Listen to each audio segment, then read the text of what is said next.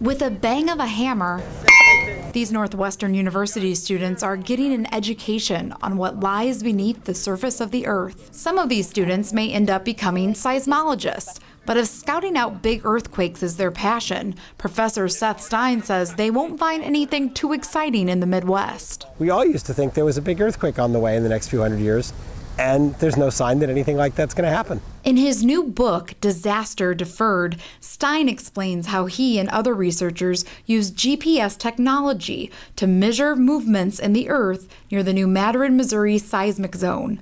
Large earthquakes took place there in 1811 and 1812. So we went out to do a routine kind of experiment.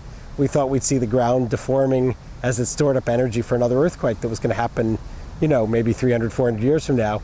And to our incredible surprise, we saw absolutely nothing happening. Their discovery made headlines, but some, including some government officials, still fear big earthquakes will hit the Midwest. Stein hopes his book will help ease fears and allow leaders to change their view of earthquake hazards in the Midwest. Should we spend the money worrying about earthquakes, or should we do other things? Would we be better off, for example, putting steel into our school buildings, or should we use it to hire teachers?